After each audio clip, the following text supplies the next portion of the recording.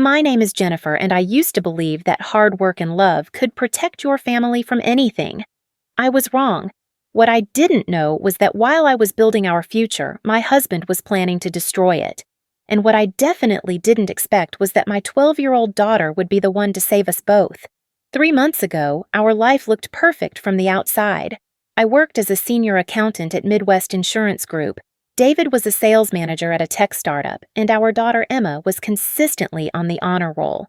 We lived in a modest 3-bedroom house in suburban Columbus, Ohio. Nothing fancy, but it was ours.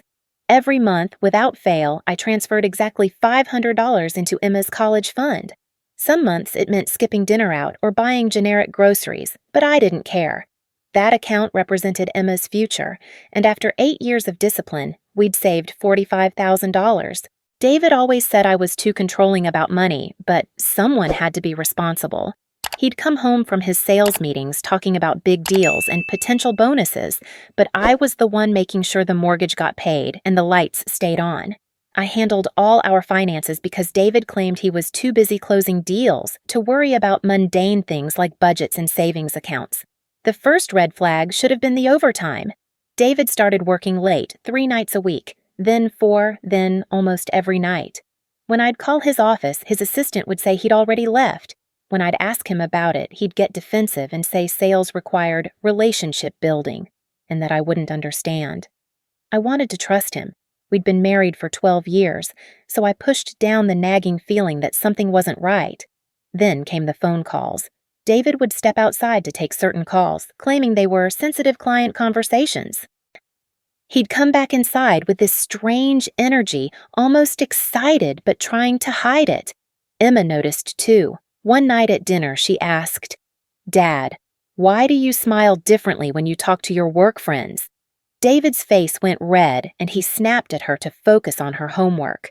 That night, Emma looked at me with those wise 12-year-old eyes and said, "Something's weird about Dad lately." The second red flag was how defensive he became about his phone.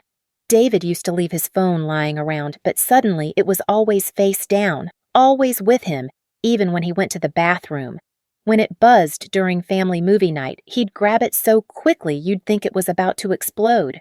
If I glanced in his direction when a text came in, he'd make some comment about client confidentiality and privacy.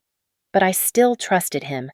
I still believed that my husband of 12 years, the father of my child, would never betray us. I was focused on being the responsible one, the one who kept our family stable while he chased his career dreams. Every Friday, I'd look at our account balances with satisfaction. The mortgage was current, Emma's college fund was growing, and we were building something solid. That all changed on a Tuesday morning in October. I was doing our monthly financial review, updating my spreadsheet with all our account balances when I logged into Emma's college fund. The screen loaded, and my heart stopped. The balance showed $247.33, not $247.33, just $247.33. I stared at the screen for a full minute, certain there was a mistake. I logged out and logged back in. I called the bank's automated system. I checked the account number 3 times. But the reality was undeniable. $45,000, 8 years of sacrifice, 8 years of planning for Emma's future, was gone. My hands were shaking as I scrolled through the transaction history. There it was, October 15th, a withdrawal for $44,750.67, labeled Account Holder Transfer. The transfer had happened 3 days ago while I was at work and Emma was at school. David had done it during his lunch break. I sat in my home office staring at that screen, feeling like the ground was falling away beneath me. 8 years. Every month, rain or shine, sick or healthy, bonus or tight budget, I had put money into that account. I had sacrificed new clothes, skipped vacations, bought generic everything so that Emma could have choices when she turned 18. And David had taken it all in one afternoon. When he came home that night, I was waiting for him with the laptop open to the account screen. I didn't say hello. I didn't ask about his day. I just turned the screen toward him and said, "Explain this." The look on his face told me everything I needed to know. It wasn't surprise or confusion. It was the look of someone who'd been caught, For a split second, he looked almost relieved that the secret was out. "Jennifer, I can explain," he started, but I cut him off. $45,000, David. 8 years of our daughter's college fund. Where is it? He sat down heavily on the couch, and I watched 12 years of marriage crumble in real time. "I invested it," he said quietly. "Sarah and we found this incredible business opportunity. The returns are going to be massive, and I'll be able to put back double what I took." "Sarah." He said the name like I should know who she was. "Who is Sarah?" David's face went pale. She's a business partner. We've been working on this venture together, and the potential is incredible. Jennifer, I'm going to make us rich. Emma won't need that college fund because I'll be able to pay for Harvard in cash." But I knew. Even before he admitted it, I knew. The late nights, the secret phone calls, the defensive behavior. It all made sense now. "She's not a business partner, is she, David?" The silence stretched between us like a chasm. Finally, he looked up at me with something that might have been guilt, but looked more like annoyance at being caught. "It's complicated, Jennifer. You wouldn't understand." "Try me." She's special. She gets me in a way that... Look, this doesn't have to change anything with us. The business opportunity is real. In 6 months, we'll have more money than we ever dreamed of.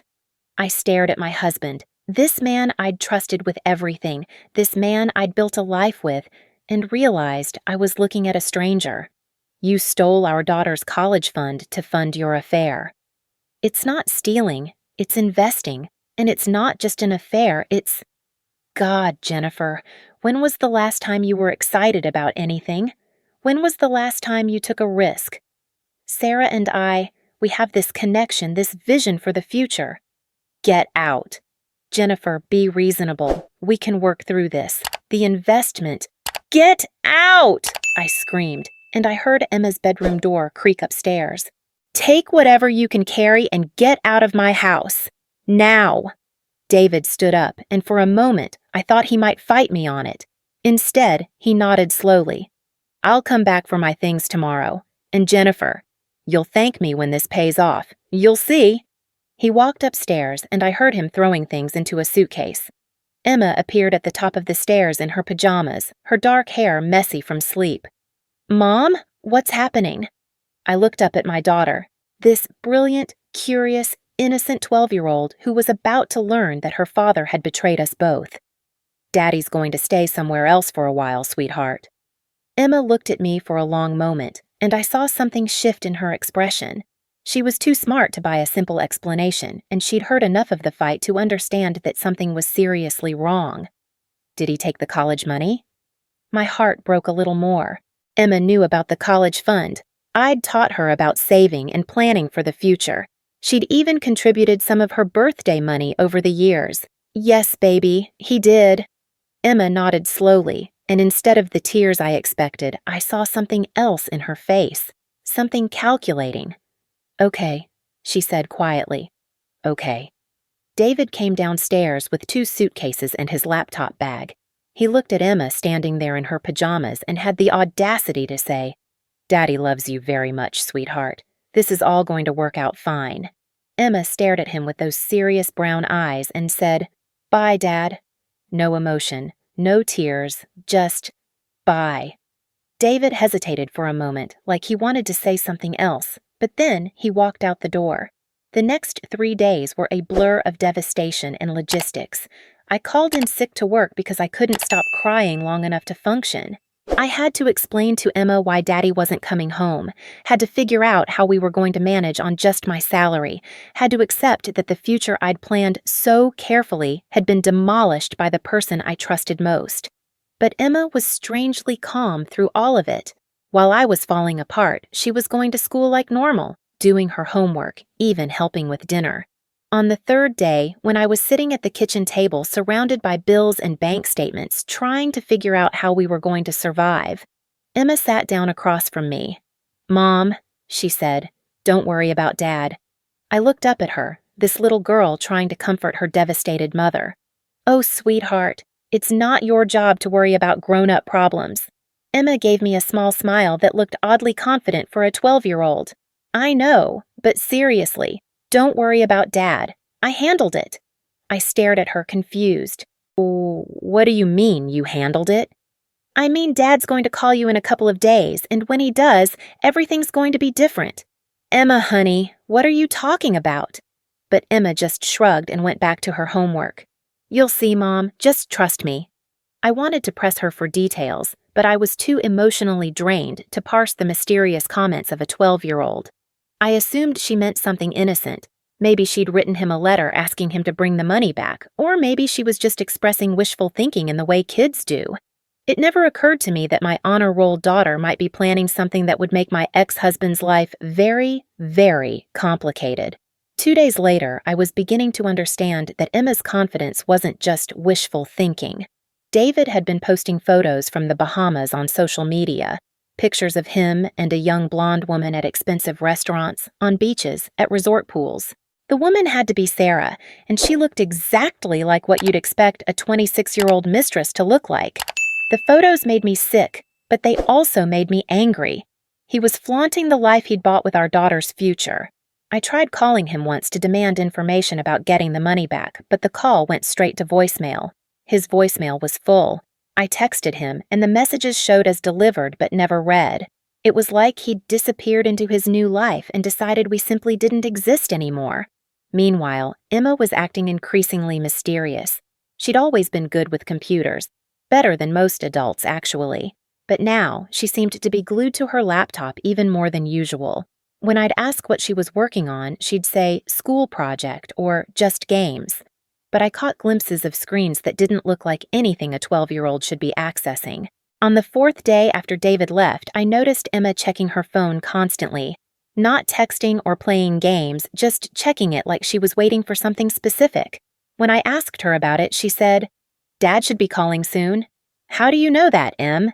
She looked at me with that same confident smile. Because his vacation is about to get very expensive. I was starting to get genuinely concerned. What could a 12-year-old possibly know about David's vacation expenses? How could she be so certain he was going to call? But before I could question her further, Emma's prediction came true in the most dramatic way possible. On the 5th day after David walked out, I was making dinner when my phone rang. The caller ID showed David's number, and my stomach immediately tightened. I hadn't heard from him since he'd left, and seeing his name on my screen brought back all the anger and hurt I'd been trying to process. Mom, that's Dad, Emma said, looking up from her homework at the kitchen table. But instead of the sadness or confusion I expected to see on her face, she had this little smirk. Answer it. I swiped to accept the call, and before I could even say hello, David's voice exploded through the speaker. Jennifer, what the hell did you do to my accounts? I held the phone away from my ear, startled by the volume and fury in his voice. Emma's smirk widened. I told you he'd call, she said quietly. David, what are you talking about? I asked, genuinely confused. I haven't done anything to your accounts. I don't even have access to your accounts. Don't lie to me, he screamed. My credit cards are all declined. My bank account is frozen. The hotel is demanding cash payment and threatening to call the police. What did you do? I looked at Emma, who was watching me with those knowing brown eyes. David, I swear to you, I haven't touched anything of yours. I've been dealing with trying to figure out how to pay our bills on my salary alone. Then how do you explain this? Everything was fine yesterday, and now I can't access any of my money. Sarah is freaking out. The rental car company just repossessed our car from the hotel parking lot, and the hotel manager is giving us until tomorrow morning to settle our bill, or they're calling the authorities. Despite everything David had done to us, I found myself almost feeling sorry for him. Almost. I don't know what to tell you, David. Maybe there's a problem with your bank. There's no problem with my bank, he yelled. Someone did this deliberately. And if it wasn't you, then who? He stopped mid-sentence, and I could hear him breathing heavily on the other end of the line. In the silence, Emma calmly reached over and took the phone from my hand. Hi, Dad, she said in that sweet 12-year-old voice that used to make David smile. How's your vacation going? Emma, baby, what are you doing on Mommy's phone? Oh, I'm just here doing homework. Mom's making spaghetti for dinner. It smells really good. Too bad you're not here to have some. Emma, sweetheart, I need to talk to Mommy about some grown-up things, okay? Sure, Dad, but first I have a question. Emma's voice was still sweet, but there was something else underneath it now. Something cold. Dad, you know how you always told me that actions have consequences? There was a pause. Yes, baby, that's right. Actions do have consequences. Good. I'm glad you remember that. Emma's voice was getting quieter, more conversational. Dad, did you know that when you use the same password for everything, it's really easy for someone to figure it out? Another pause, longer this time. Emma, what are you talking about? I'm talking about Sarah Love 2024. That's your password for everything, isn't it? Your email, your bank account, your credit cards, your social media, even your work computer. Emma paused to let that sink in. It's not a very good password, Dad. It's not secure at all. I felt my mouth fall open. Emma was speaking so calmly, so matter-of-factly, that it took me a moment to process what she was actually saying. David's voice, when it came back, was barely a whisper. Emma, what did you do? Well, Dad, after you left and we found out you stole my college money, I got curious about where it went. So, I used your computer. You know, the one you forgot to take with you when you ran away? And I did some investigating. My heart was pounding. I stared at my 12-year-old daughter, this child I thought I knew completely, and realized I was listening to someone I'd never met before. Emma, baby, you need to... I found out about Sarah, Emma continued, cutting him off. I found all your emails, all your text messages, all your plans. Did you know you left everything logged in? You didn't even log out of your accounts when you left. That's not very smart for a sales manager. Emma, listen to me very carefully. No, Dad, you listen to me. Emma's voice was still quiet, still controlled, but there was steel in it now. I read everything. I know you've been planning this for months. I know you told Sarah that you were going to divorce Mom and marry her. I know you promised to buy her a house with my college money. I know you called me and Mom dead weight in your emails. I felt like I'd been punched. Dead weight. He'd called his wife and daughter dead weight. David was silent for so long that I thought the call had dropped. Finally, he said, Emma, sweetheart, you don't understand adult relationships. I understand stealing, Emma said, and I understand lying. And I understand that you thought you could just take everything and leave us with nothing and live happily ever after with your girlfriend. Emma, but here's the thing, Dad. You forgot that I'm really good with computers. Remember how I fixed your laptop last month when you couldn't figure out why it was running slow? Remember how I set up your new phone and transferred all your apps? I know all your passwords, all your accounts, everything. I was simultaneously proud of and terrified by my daughter. Where had this come from? When had my sweet 12-year-old learned to be so calculating? What did you do, Emma? David's voice was getting desperate now. Well, first I changed all your passwords. Every single one. Your email, your bank accounts, your credit cards, everything. Then I enrolled your email address in about 500 different spam lists.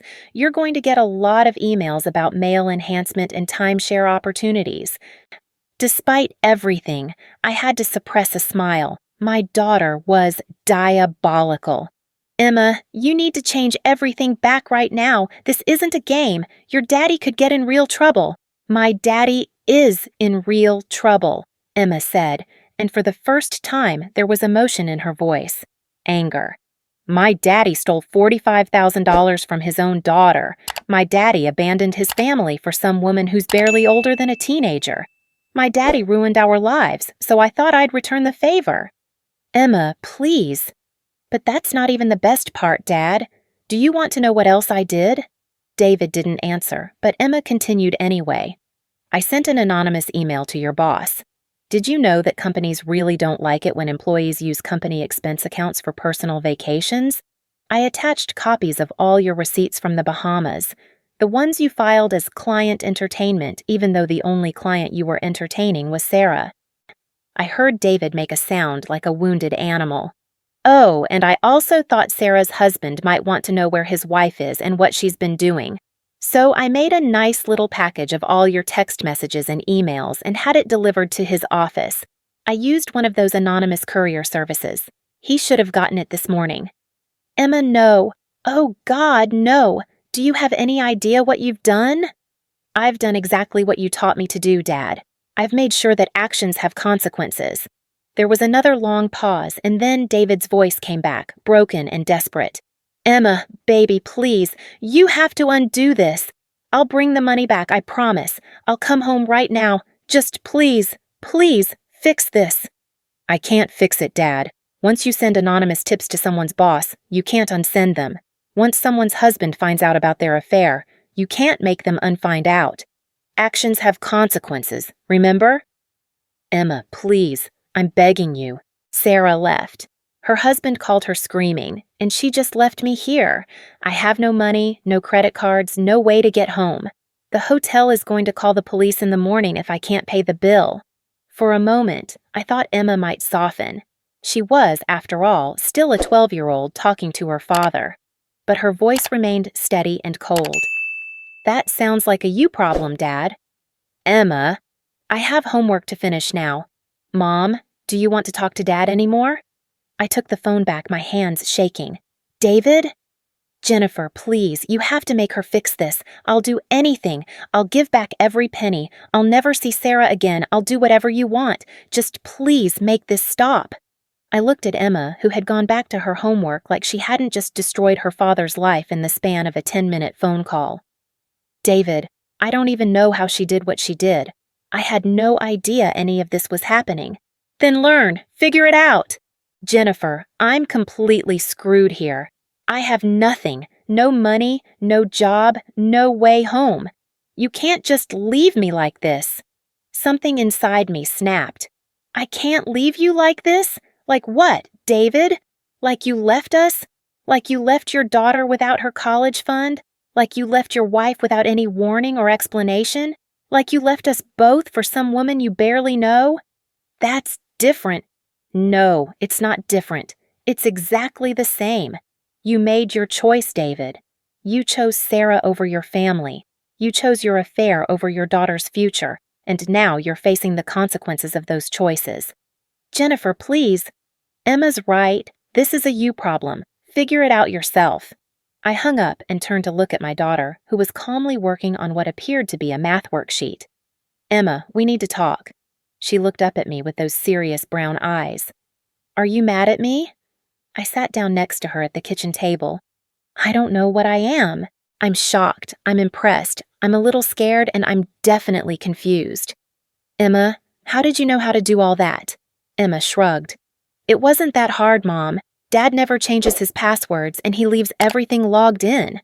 Plus, he always talks really loud on the phone, so I heard a lot of his conversations with Sarah. I've been planning this for weeks. Weeks? Emma, you're 12 years old. How did you even know about anonymous courier services and corporate expense policies?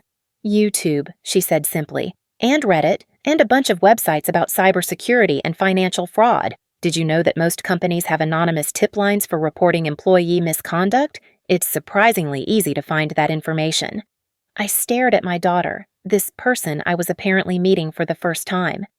Emma, what you did to your father, it was incredibly sophisticated and incredibly destructive. Do you understand that? Emma nodded seriously.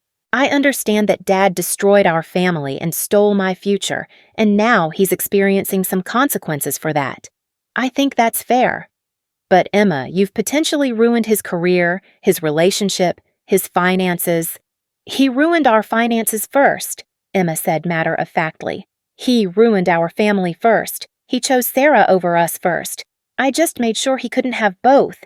He can't steal from us and then expect to live happily ever after with the woman he stole for. I didn't know what to say to that. Part of me was horrified by Emma's coldness, but another part of me was proud of her for protecting us when I couldn't protect us myself. Mom, Emma said quietly, are you disappointed in me? I looked at my daughter, this brilliant, fierce, loyal 12-year-old who had just single-handedly brought justice to our situation when the adult world had failed us.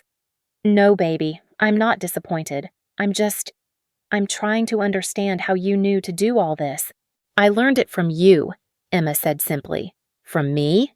Emma, I don't know anything about hacking or anonymous tips or, not that stuff, the other stuff. You taught me that family comes first. You taught me that we protect each other. You taught me that it's important to save money and plan for the future. You taught me that actions have consequences. Emma paused. Dad forgot all those lessons. So I reminded him. Over the next 2 days, the full scope of Emma's plan became clear. David called several more times, each call more desperate than the last. Sarah had indeed left him after her husband confronted her with the evidence Emma had provided. David's boss had not only fired him, but was also considering pressing charges for expense account fraud. The hotel in the Bahamas had called the police when David couldn't pay his bill, though they eventually worked out a payment plan that would take him months to fulfill. But the masterpiece of Emma's revenge was something she hadn't told us about during that first phone call. On the third day after David's first panicked call, Emma came to me with her laptop. "Mom, I have something to show you," she said. She opened her computer and pulled up what looked like a bank account interface. "Remember how Dad said he invested the college money?" "Yes, with Sarah in some business opportunity." Emma smiled. "Well, he did invest it. He just didn't invest it where he thought he did." She turned the laptop toward me, and I saw an account with a balance of $44,752.67, almost exactly the amount that had been stolen from the original college fund. "Emma, what is this?" "It's my new custodial savings account. I opened it 3 weeks ago when I started figuring out Dad's plan." Emma's voice was proud, but also a little nervous. "Dad thought he was transferring the money to Sarah's business account, but actually, he was transferring it to my account. I created a fake investment website and everything. It was easier than I thought it would be." I stared at the screen, not quite believing what I was seeing. "Emma, you created a fake investment website?" "Just the login page and a few fake account screens. Dad never bothered to research the company or verify anything. He just saw what looked like a legitimate investment opportunity and sent the money where I told him to send it."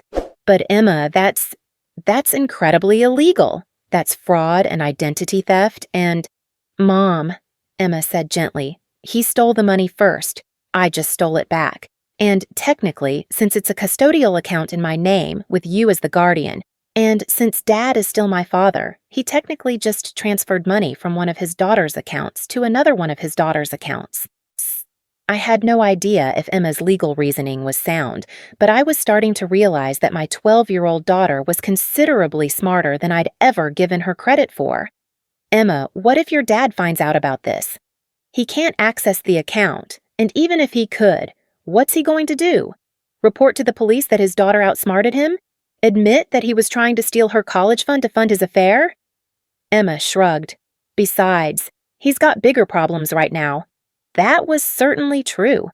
David's subsequent phone calls painted a picture of a man whose life had completely imploded. He was stranded in the Bahamas with no money and no credit. Sarah had not only left him but was also refusing to take his calls. His boss had fired him and was considering legal action, and Sarah's husband was apparently threatening to sue him for alienation of affection. "The best part," Emma told me one evening as we were eating dinner, "is that he still doesn't know I have the money. He thinks Sarah ran off with it when she left him." "Emma, we should probably tell him that the money is safe. He sounds like he's having some kind of breakdown." Emma considered this seriously. "Mom, do you want Dad to come home?" The question caught me off guard. Did I want David to come home? A week ago, I might have said yes. A week ago, I might have been willing to forgive the affair, to work through the betrayal, to rebuild our marriage for Emma's sake. But that was before I learned that he'd called us dead weight. That was before I realized how little our family meant to him. That was before I saw my 12-year-old daughter's fierce loyalty and protective instincts. "No," I said finally. "I don't want him to come home. What he did to us, what he called us, I can't forgive that." Emma nodded approvingly. "Good. Because I already filed for a divorce on your behalf?" I nearly choked on my spaghetti. "You what?" "I did some research about divorce law, and since Dad abandoned the family and committed financial fraud, you have grounds for an at-fault divorce. I filled out all the paperwork and filed it electronically. You should get a confirmation email tomorrow." I stared at my daughter, once again amazed by her thoroughness. Emma, you can't file legal documents for me. I have to do that myself. Oh, I didn't file them as you. I just did the research and filled everything out. You still have to review everything and submit it officially, but I saved you like 20 hours of work. Even in the midst of everything, I had to smile. Emma, what am I going to do with you? You're going to let me finish high school early and start college at 16, Emma said matter-of-factly. I already looked into it. With my grades and test scores, I can probably get into several accelerated programs. And with the college fund back, we can afford it. I looked at my daughter, this incredible person who had saved our family when I couldn't save us myself, and realized that our future was going to be very different from what I'd planned. But maybe different wasn't bad. Maybe different was exactly what we needed. Okay, I said. Let's look into those accelerated programs. Emma grinned, and for the first time since David left, she looked like a normal 12-year-old again. Really? You're not going to make me wait until I'm 18 for college? Emma, after what you've accomplished in the past week, I'm pretty sure you're ready for whatever comes next. That night, as I was tucking Emma into bed, she looked up at me with those serious brown eyes and said, Mom, I'm sorry I didn't tell you what I was planning. I just didn't want you to worry, and I wasn't sure it would work. I sat down on the edge of her bed. Emma, I need you to promise me something. No more secret plans, okay? From now on, we handle things together. We're a team. Emma nodded solemnly. We're a team, I promise. And Emma, what you did for us, the way you protected our family. I'm proud of you. I'm also a little terrified of you, but I'm proud of you. Emma giggled, and the sound was so normal, so wonderfully 12 years old, that I felt some of the tension leave my shoulders. Mom? Yes, baby. Dad called earlier when you were at work. He apologized and said he wants to come home and fix everything. I felt my stomach tighten. What did you tell him? Emma's smile was small but satisfied. I told him that some things can't be fixed, and that actions have consequences, and that he should probably focus on figuring out how to get home from the Bahamas before he worries about anything else. I kissed Emma's forehead and turned off her bedside lamp. Sweet dreams, baby. Mom? Emma's voice was sleepy now. Yes? We're going to be okay, aren't we? I looked around Emma's room, at her bookshelf full of advanced novels, at her desk with her computer and the homework that was probably too easy for her, at the pictures of our little family that would need to be updated soon. We're going to be better than okay, I told her. We're going to be amazing.